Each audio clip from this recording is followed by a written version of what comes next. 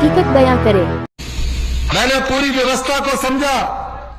कुछ लोग टिप्पणियां करते थे कि कभी मंत्री नहीं रहा, कभी चेयरमैन नहीं रहा, कैसे सरकार चलाएंगे। मुझे मंत्री बनने का भी मौका मिला, सीपीएस बनने का भी मौका मिला, चेयरमैन बनाने के लिए भी मौका मिला। मैं 20 साल एमएलए रहा, लेकिन जब भी मुझे मौका मिलता मैं किसी न किसी संगठन का अध्यक्ष था। मैंने निश्चय किया कि अगर मैं सत्ता में रहूंगा तो संगठन के साथ न्याय नहीं कर सकूंगा, और मैंने कभी भी सरकार में कोई ओहदा नहीं लिया।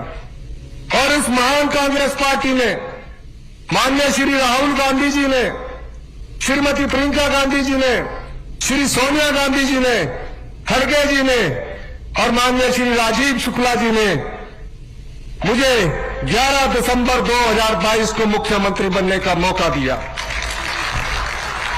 आज मैं मुख्यमंत्री के पद पर बैठकर हिमाचल की जनता के सामने कुछ बातें करना चाहता हूं। जिस प्रदेश का आर्थिक खजाना खाली हो,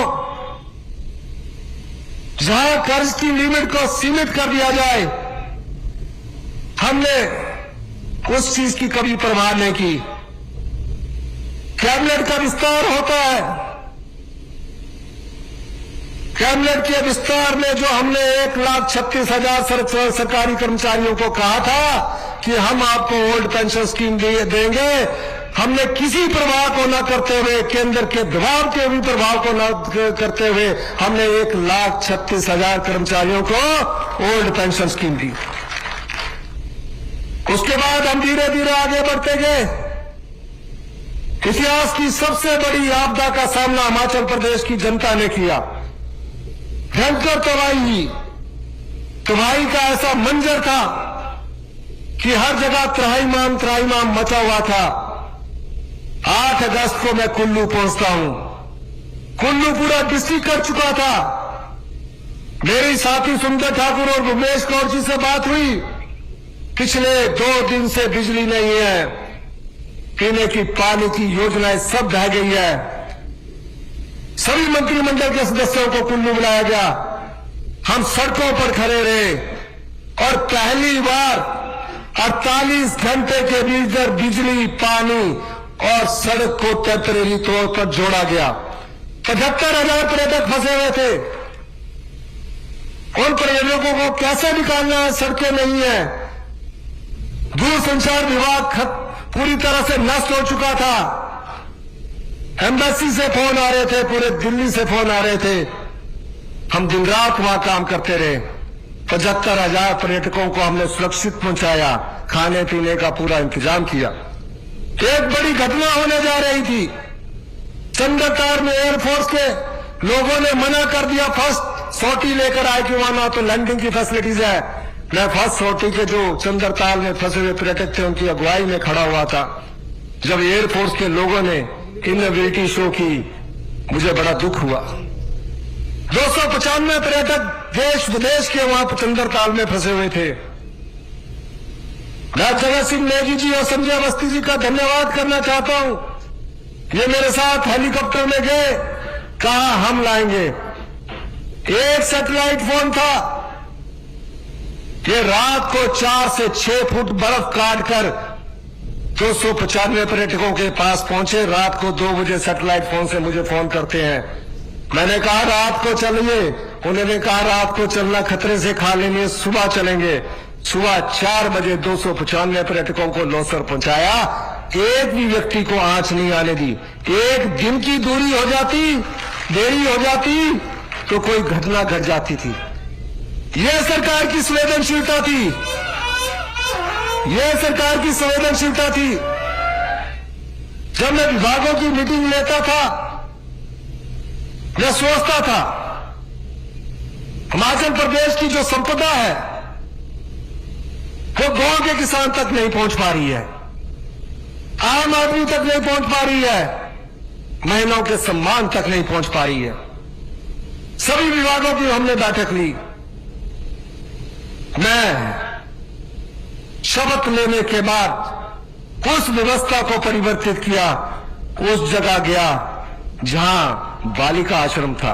उन बेटियों के पास मैं गया जिन बेटियों ने अपनी मां को खोया, अपने पिता को खोया। उन बेटियों ने मुझसे कोई मांग नहीं की। उनके हॉस्टल में गया, उनके खाने की रसोई में गया। आकर मैंने पहला निर्देश चीफ सेक्रेटरी साहब को यह दिया कि हमें अपनी संपदा का कुछ भाग जो बच्चे अपनी मां को खो चुके, अपने पिता को खो चुके हैं, उन्हें भी देना है। और उन्हें हिमाचल प्रदेश ने हिंदुस्तान का पहला ऐसा कानून बनाया, उन्हें चिल्ड्रन ऑफ द स्टेट का दर्जा दिया। यह संवेदनशीलता सरकार की थी।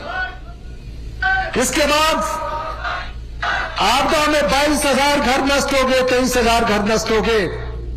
प्रधानमंत्री आवास योजना के तहत 1.5 लाख रुपया मिलता था। कोई ऐसा क्षेत्र नहीं होगा जहां मैं खुद नहीं गया। उन परिवारों के बीच में गया, उन परिवारों के आंसू को मैंने देखा। मैंने कहा हमारी सरकार आपके आंसू पहुंचेगी। अधिकारियों से बात हुई, कहा इसके लिए नियम बदलने पड़ेंगे। 1.5 लाख से ज्यादा हम प्रधानमंत्री आवास योजना या हमारी हिमाचल प्रदेश की आवास योजना के अंतर्गत हम नहीं दे सकते। मैंने कहा मैं जानता हूं हिमाचल प्रदेश में एक घर बड़ी मुश्किल से बनता है। दिन रात की मेहनत की कमाई उस मकान बनाने में लग जाती है या बच्चों की पढ़ाई में लग जाती है।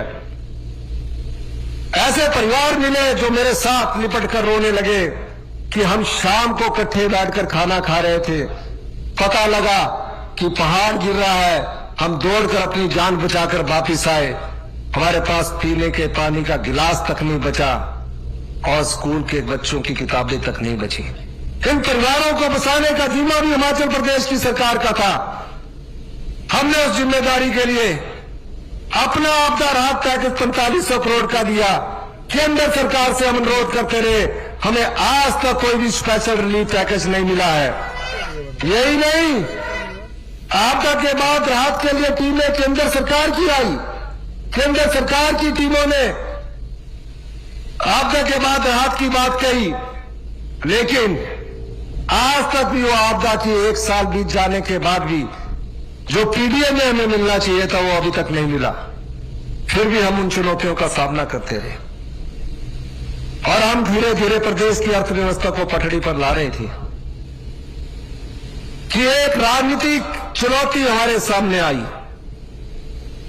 वो राजनीतिक चुनौती राज्यसभा के चुनाव में कांग्रेस के 6 विधायक कांग्रेस पार्टी को छोड़कर भारतीय जनता पार्टी में राज्यसभा के पक्ष में वोट डाल गए। मैं जानता हूं उस समय, और कुलदीप पठानिया जी यहां बैठे हैं, ये जानते हैं।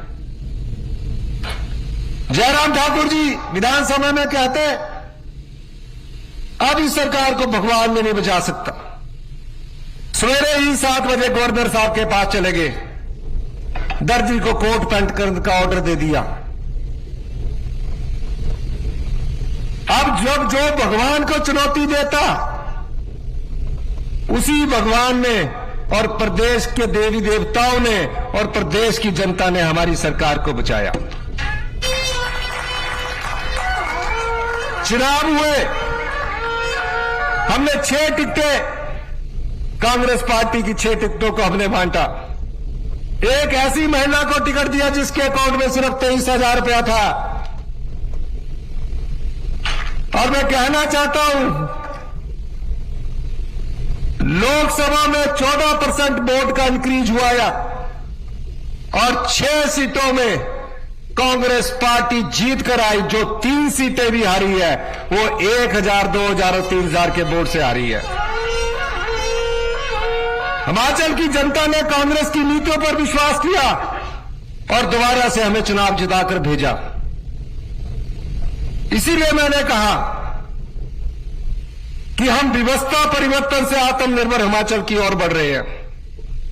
मुकेश के ट्रांसपोर्ट की बात आई, मैंने कहा मुकेश जी आपके ट्रांसपोर्ट को 5 साल में 7,000 करोड़ रुपया दिया जाएगा।